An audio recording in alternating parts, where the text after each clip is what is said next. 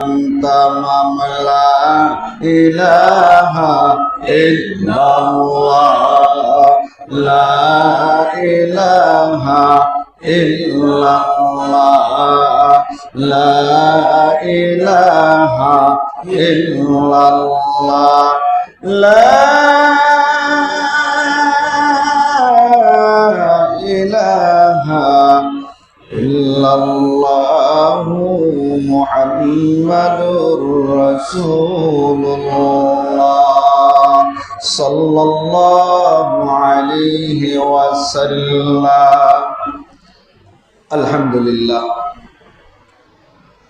আল্লাহ পাকের কাছে অসংখ্য অগণিত অপরন্ত শুকরিয়া যে আল্লাহ আপনাকে আমাকে ইনশাআল্লাহ এই পর্যন্ত রমজানের রোজাগুলো সুন্দরভাবে আদায় করে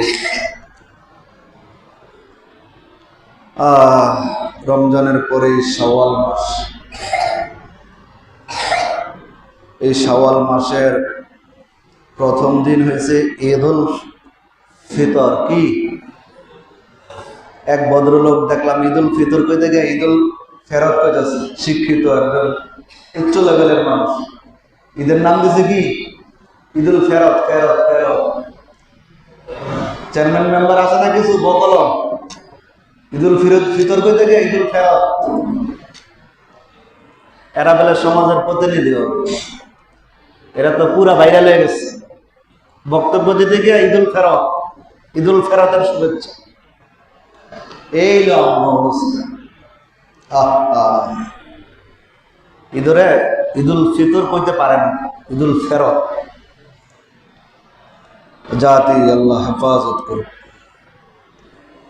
মুসলমানের ঈদের নাম ঈদুল ফিতর। এই ঈদুল ফিতর উদযাপন করে তারপরের দিন আল্লাহ তাআলা আমাদেরকে জুমার নামাজের জন্য কবুল করছেন। এই জন্য আল্লাহর ঘরে আসতে পেরে সারা মাস রোজা রাখার পরে আল্লাহ পাক আমাদেরকে আজকে জুমার দিন কবুল করছেন। এই জন্য আল্লাহ পাকের দরবারে কালিমাতুশ শুকুর একবার আদায় করি, আলহামদুলিল্লাহ।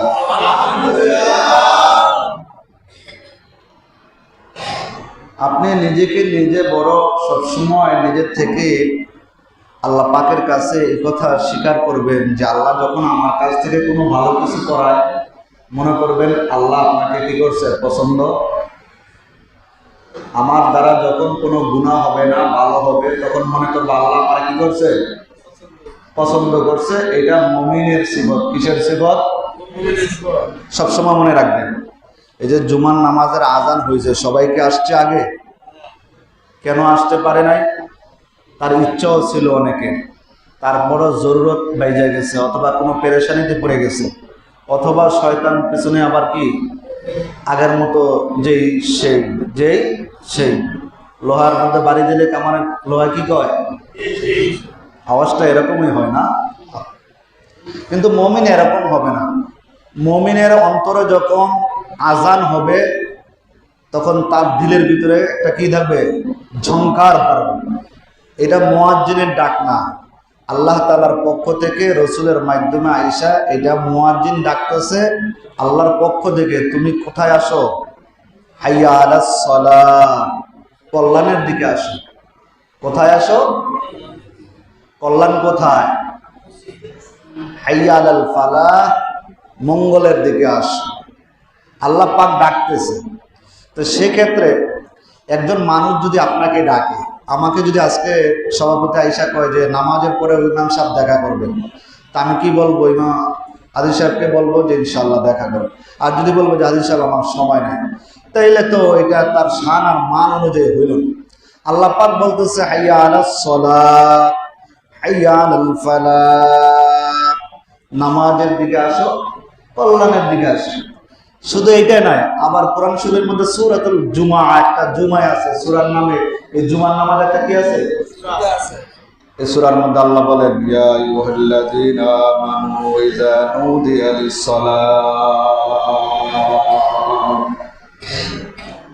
ইয়া আইয়ুহাল্লাযীনা আমানু ইযা নুদিয়া লিস-সালাতি মিন ইয়াউমিল জুমআহ ফাসআউ ইলা যিকরিল্লাহি ওয়া আল্লাহ নাকি বলে দিয়েছে জুমার আজান দিলে বেচা কিনা সব বাদ দাও মসজিদে। কে কইছে এটা? জোরে কোন আওয়াজ করে বলুন, কে কইছে?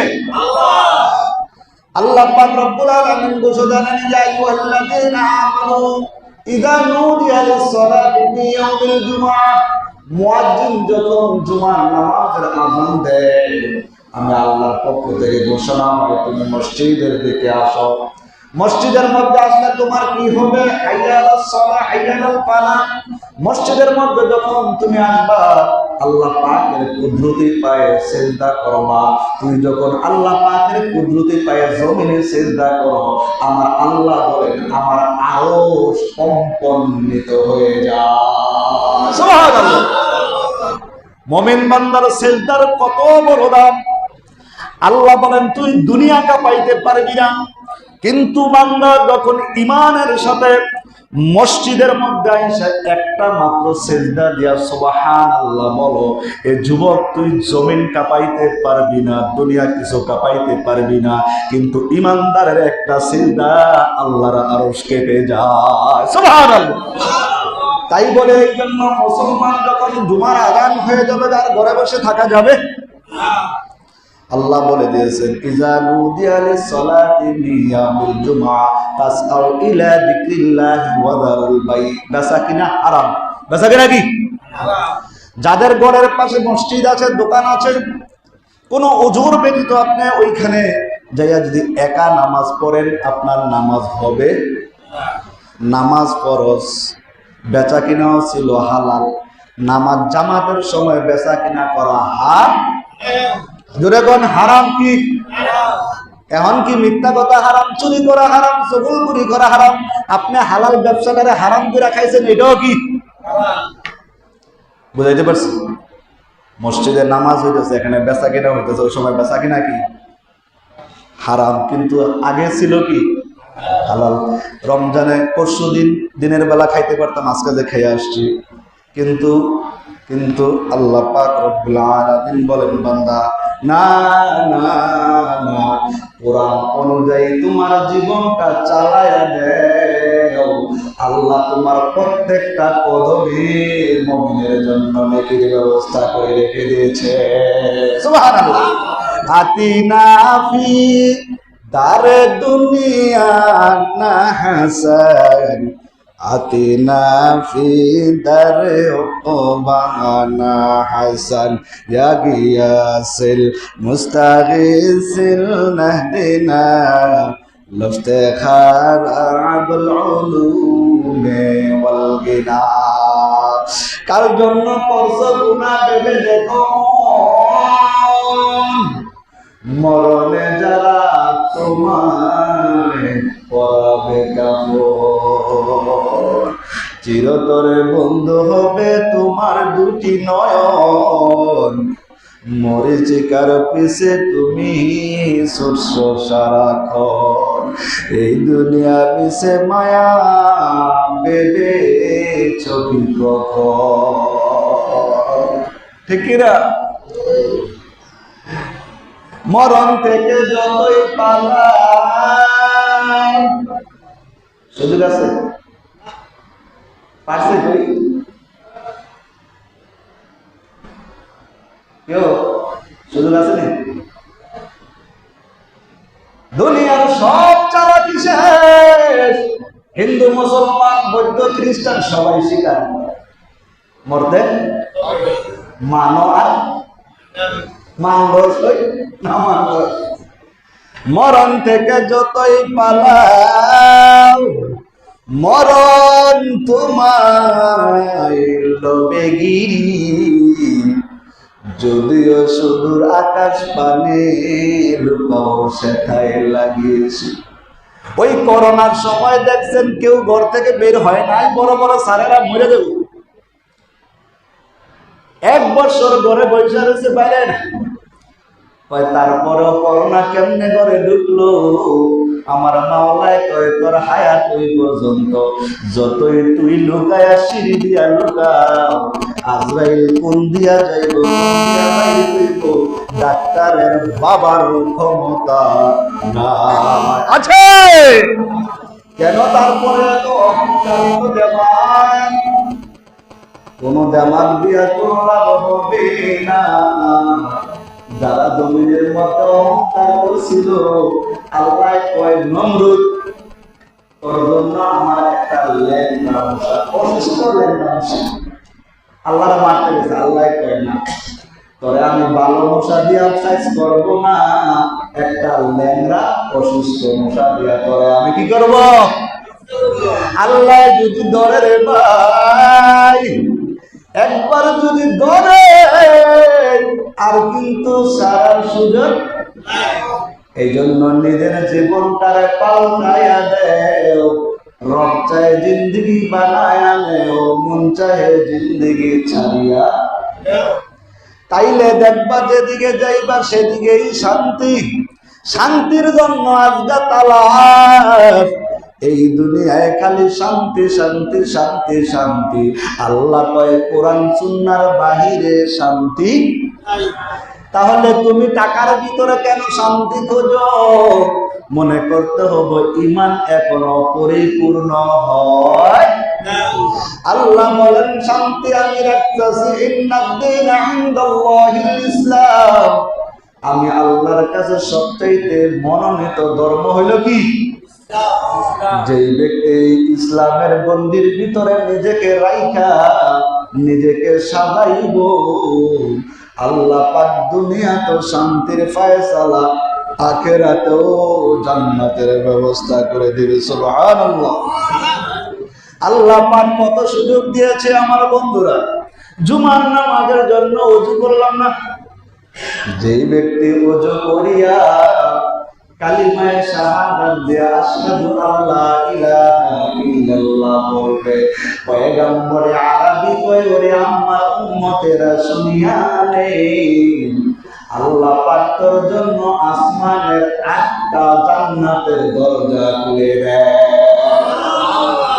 তোমার যেন্দা ইচ্ছা প্রবেশ করো, এক কালিমায় 8 দরজা খোলা। আমার আল্লাহ শুধু চায় আমার বান্দারে কাছে পেতে, কিন্তু বান্দা গুনাহ করিয়া করিয়া করিয়া করিয়া দূরে সরে যায়।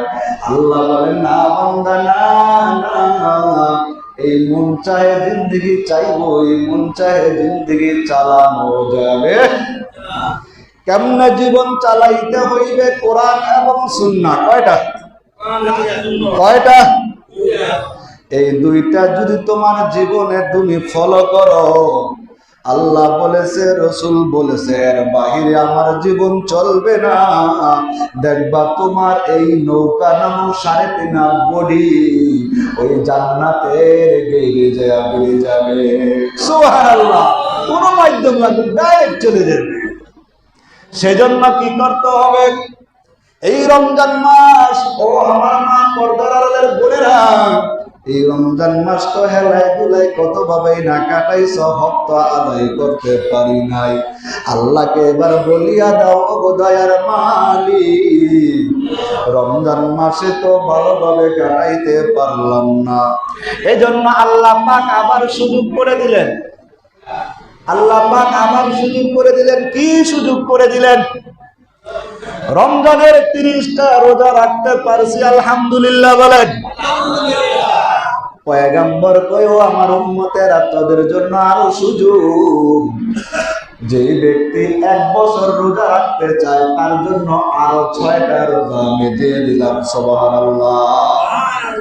এ পর্দার আড়ালের মা গো, ও আমার যুবক ভাই, ও আমার পর্দার আড়ালের সম্মানিতা মা ও বোনেরা, আমার সামনে যারা আছেন খেয়াল করিয়া বুঝিয়া নেন, এই রমজানের পরে শাওয়ালের 6টা রোজা যেই ব্যক্তি রাখবে, প্রত্যেক রোজার বিনিময়ে আল্লাহ তাআলা 10 গুণ দেয়। কয় গুণ?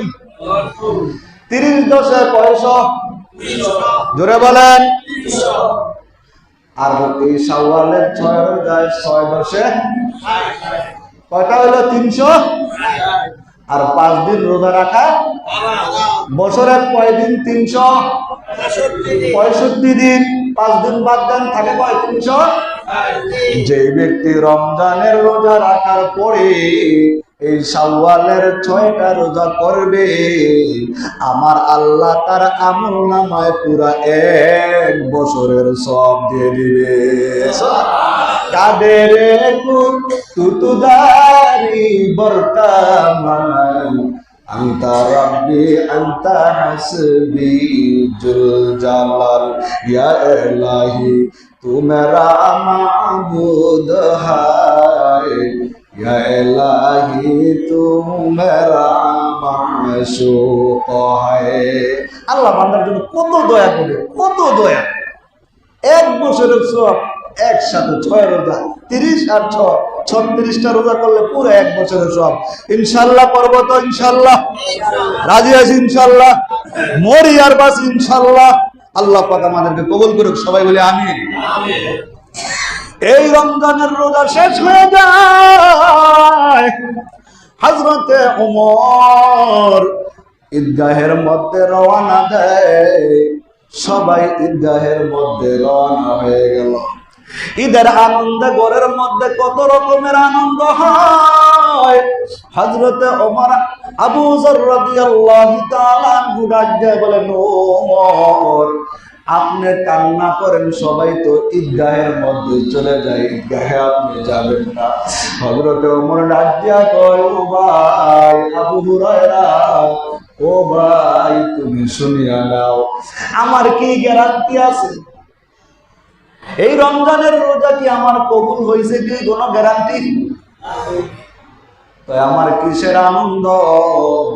সাহাবী কয়, ও ওমর নবী তো কয়ে গেছে 10 জন লোক জান্নাতি। কয়জন? আপনি ইসলামের দ্বিতীয় খলিফা, আপনার আবার কি টেনশন? আপনি তো এমনি ইমাম। হযরতে ওমর ডাক দিয়ে কয়, সাহাবী না না, যে আল্লাহ জান্নাতের টিকিট দিছে ওই আল্লাহ আবার জান্নাতের টিকিট নিতেও দেরি। ঈমান তো নিরাপদ, পয়গম্বরের ঈমান ব্যতীত কারো ঈমান নিরাপদ। তাইলে কিসের গ্যারান্টি? আপনি আমি 30 রোজা কইরা বড় গ্যারান্টি হয়ে গেছি রোজাদার।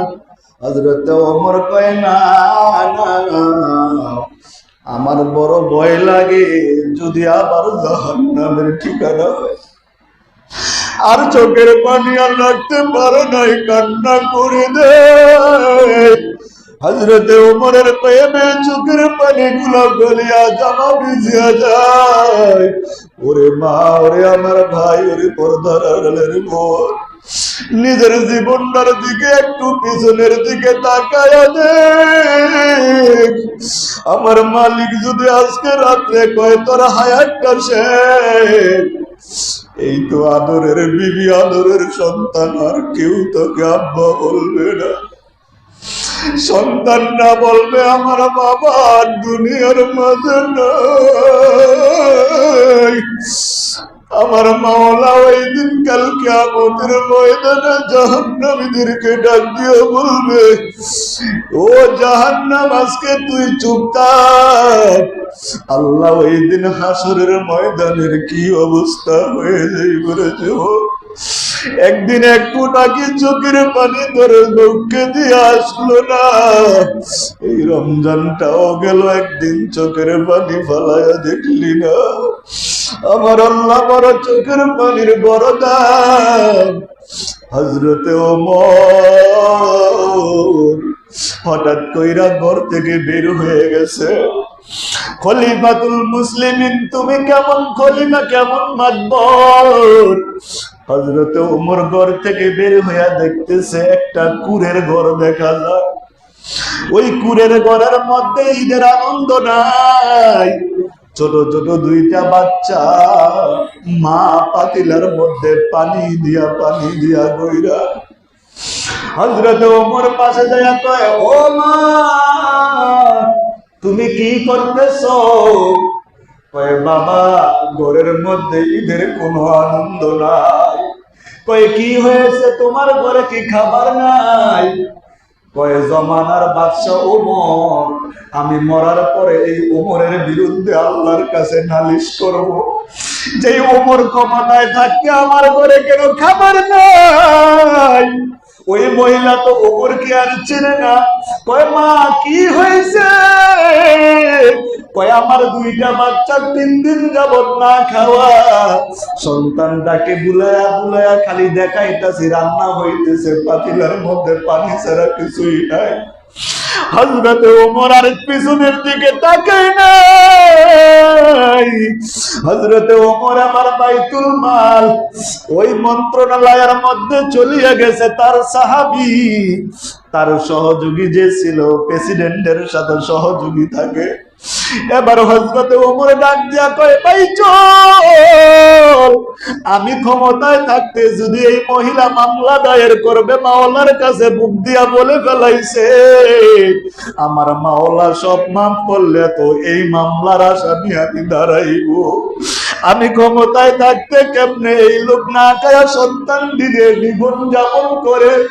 এবার ওমর ডাক দিয়ে ওই বাইতুল মালে যায়।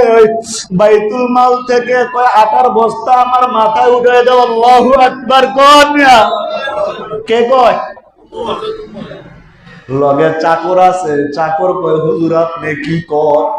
আপনি তো রানিং প্রেসিডেন্ট, আমি চাকর, আমার কাছে দেন, আপনার কান্দে কেন? কয় না না, আমার মামলা আমাকে খালাস করতে দাও। সুবহানাল্লাহ।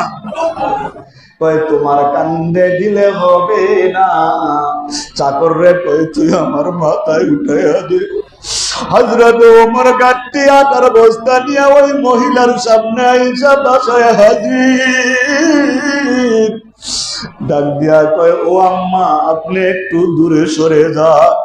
হযরত ওমর নিজ হাতে আটা গুলাইয়া গুলাইয়া রুটি বানাইয়া এবার সন্তানদেরকে বলে আম্মা আপনি খান, ওই সন্তানদেরকেও খাওয়া। হযরত ওমর বলে আম্মা জানে আপনার খাবার যখন আবার শেষ হয়ে যাইব, আবার আমি ওমরের কাছে যাবেন, আপনার জন্য বরাদ্দ আছে, আবার নিয়ে আসবেন। এবার বুড়িমা কয় কে তুমি দাঁড়াও। হযরত ওমর এখনো পরিচয় দেয় না।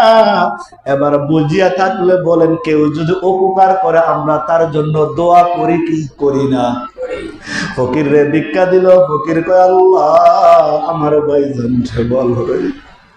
ওই মা দক্ষিণে কয় বাবা তুমি দাঁড়াও, তোমার জন্য একটু আল্লাহর কাছে বলি, আল্লাহ যদি ওই লোকটারে ওমর না বানায়া তোমার মতো ব্যক্তিরে যদি সমাজের প্রতিনিধি বানাইতো, তাহলে রাত্রে মসজিদ ঘর তালা ছাড়া ঘুমানো, কোন সমস্যা থাকতো না, সমাজের মধ্যে কোনো পেরেশানি থাকতো না।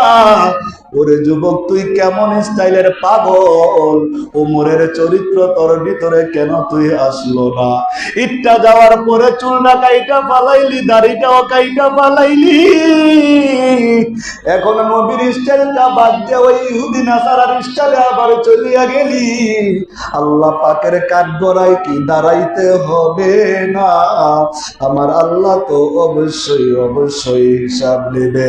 ওয়ামাইয়ামাল মিসকালা যাররাতিন খায়রান ইয়ারা ওয়ামাইয়ামাল মিসকালা যাররাতিন শাররান ইয়ারা। বান্দা তুই যারা পরিমাণ নেকামল করবে সেটাও আমার আল্লাহ দেখবে, সামান্য পরিমাণ খারাপ কাজ করলে সেটাও আমার আল্লাহ দেখবে। তুই বুঝলি মনে কর আমার মাওলা দেখে না, কিন্তু আমার বান্দার বড় মায়া। আমার আল্লাহর সন্তানও নাই, মেয়েও নাই, ছেলেও নাই। জোরে কোন আছে? আল্লাহ বলেন আমার কিছু নাই, আমি বায়োডাটা দিয়ে দিয়েছি। প্রত্যেক মানুষের একটা বায়োডাটা থাকে, আল্লাহর বায়োডাটা দরকার আছে না নাই?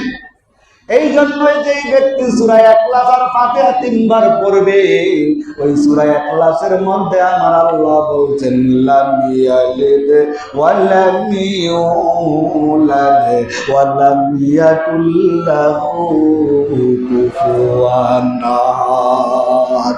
আমি আল্লাহর কোন সন্তান নাই রে যুবক। আমি আল্লাহ আমার বান্দাকে বড় ভালোবাসি। আমার বান্দার কোনো বিপদ হইলে আমি আর মানতে পারি না। দুনিয়ার মানুষ চিঠি দিয়া সময় দেয়, অমুক সময় দেখা কইরো।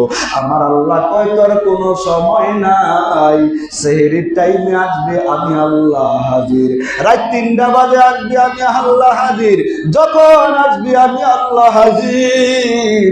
ওরে বান্দা একবার আল্লাহকে ডাইকাই দে। বেলাল দুনিয়ার মধ্যে ডাক দিছে, এই বেলালের আজানের আওয়াজ আমার আল্লাহ আরশে পৌঁছছে না, বোঝে না? বেলালের কোন যোগ্যতা, গোলামের ঘরে গোলাম, গোলামের ঘরে এটা গালি না। আপনারা ধরুন গালি, আপনারা যেই গালি দেন এটা মুখে নিলে থাকবে না, মাইক সারা কই সন্তান বাচ্চারে কয় কুত্তার বাচ্চা, নাউজুবিল্লাহ কোন কিসের বাচ্চা কোন, এটা গালি কয়। গোলামের বেটা গোলাম কইলো এটা গালি না, কিন্তু যেই কথা কোন এটা মুখদা নেওয়া। কি কইলেন আপনি? আজকের পর থেকে আর এরকম শব্দ বলবো। আল্লাহ পাক আমাদের সবাইকে বুঝার তৌফিক দান করুন। যে কথা বলতেছিলাম রে যুবক, হযরত ওমর কয় আমার দিতে দাও, মনে নাই, ভুলে গেছেন? এবার চাকর কয় হুজুর আপনি তো প্রেসিডেন্ট, আপনার মাথায় নিলে তো সাজে না। কয় আমার আল্লাহর কাছে কোনো প্রেসিডেন্ট চলবে না, ইমাম সাহেব খতিব সাহেবও দেখবে না, ডাক্তার ইঞ্জিনিয়ারও দেখবে না, একজন রাখালের সাথে আমার মাওলার বড় সম্পর্ক হয়, ঠিক কি না? মুসা পয়গম্বরের ঘটনা মনে আছে? এক রাখাল আল্লাহরে কয় তোমারে পাইলে আজকে গোসল করাই দিতাম, তোমারে পাইলে দুধ ভাত খাওয়াই দিতাম। মুসা পয়গম্বর কিছু না কোনো শুনতাম কি কর, কিন্তু ওই রাখালের সাথে এমন সম্পর্ক মুসা নবীর খবর নাই। এই জন্য যাকে তাকে তিরস্কার করা যাবে না। কারো সাথে মালিকের সম্পর্ক দুনিয়ার কেউ জানে না। এই জন্য হযরত ওমর কয় ভাই আমার মাথায় দিই, মাথায় নিয়ে রুটি মুটি বানায়া দেওয়ার পরে মহিলা এবার হাত দিয়া দোয়া করিয়া দেয়, তোমার মতো ব্যক্তি যদি এই প্রেসিডেন্ট হইতো আমরা বড় আনন্দে ঘুমাইতাম। আল্লাহু আকবার। এবার ওই মহিলা কি বলছিল মনে আছে? আমি আল্লাহর কাছে কি দায়ের করব? কিন্তু মহিলা তো এখনো ওমরে চিনে নাই। পরের দিন মসজিদের নববীর মধ্যে হযরত ওমর বসা, প্রেসিডেন্টের চেয়ারে বসা। খবর লাগা ওই মহিলারা, যেই মহিলা আমাকে আল্লাহর দরবারে আসামি বানাইছে, কিছু করার নাই। আবার হযরত ওমর খবর পাঠায়, ওই মহিলা কইতেছে রাষ্ট্রপ্রধান আপনারা ডাকতেছে। মহিলায় কয় আমার খবর হয়ে গেছে, আমার মনে হয় আজকে আমার দুনিয়া। ওমর খবর দিছে, আর কয় কি লিগা? কয় ওই যে ওমরের নামে বদনাম কইছিলাম, ওমর মুখ ক্ষমায় আর আমি না খেয়ে ঘুমাই, আমার এই কথা মনে যায় লাগাইয়া দিছে। এরকম লাগাই না মানুষ আছে না নাই? এই গুতাইন না গুরু আছে না নাই? আর গুতায়েন না, গুতায়েন না। এই সিং নিজের ভিতরে ঢুকবো, খবরদার। এই গুতাইন না গরু থেকে আল্লাহ আমাদেরকে হেফাজত করুন, সবাই বলে আমিন। এবার ওই মহিলা ডাক দিয়া কয় সন্তান লোক, ও সন্তানের আমারে মাফ করে দিন। জানে হ্যাঁ না গেলে আর আমার কায়দা নেই। সন্তানরা কয় মা, সন্তানদেরকে কয় তোরা মা বেশি করে ডাক। ওমরের কাছে তো আমি নালিশ পেয়ে ফেলাইছি, আজকে আমার মনে হয় কল্লা শেষ, আমি আর ফিরবো না। সন্তানদেরকে ডাক দিয়া কয় বেশি করে মা ডাক, ওমরের দরবারে আমি আসামি হয়ে গেছি। এবার মহিলাকে যখন ওমরের সামনে এগুলা হাজির করা হয়, মহিলা যখন আসতেছে, মহিলা থর করে কাঁপতেছে। আল্লাহু আকবার বল। ওমরের সামনে কথা কওয়ার মতো মানুষ, শয়তান রাস্তা পাল্টায়, কি পাল্টায়? শয়তান রাস্তা চেঞ্জ করে। ওমরের দেখলো সুবহানাল্লাহ কই বাজিয়া, আর আপনারা আমরা দেখলে কয় দোস্ত ভালো আছে।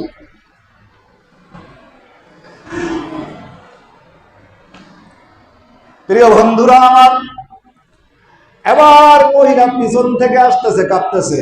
ওমর ডাক দিয়া কয় মা, তোমার কোনো ভয় নাই, কোনো টেনশন নাই। তুমি মামলা দায়ের করছো, তুমি হইলা বাদী, আমি হইলাম বিবাদী, আমি আসামি হয়ে গেছি। নাও এই যে আমার পাগড়ি, নাও তোমার হাতে দিলাম, আমার গলায় লাগাইলাম। ইচ্ছা করলে আমার মারতেও পারো, ছাড়তেও পারো। কি বুঝলে? ইচ্ছা করলে মামলায় আমারে ঢুকাইতেও পারো, মাফ করতেও, কারণ আমি তোমার হক আদায় করতে পারি না। এবার মহিলা ডাক দিয়া কয়, না না, এমন বাদশাহী তো আমি চাইছিলাম, যেই বাদশার কথা আমি দেখতেছি। এবার মহিলার চোখ খুলে গেছে, এইটাই সেই ওমর। হযরতে ওমরের চেহারার দিকে তাকে এবার মহিলা কান্না কান্না কান্না কান্না কান্না কান্না কান্না। এবার মহিলা কয়, ওমর, তোমার মতো ওমর যদি জমিনের মধ্যে একজন হয়, আল্লাহর দ্বীন কায়েমের জন্য একজনই, জোরে বলেন, একজনই।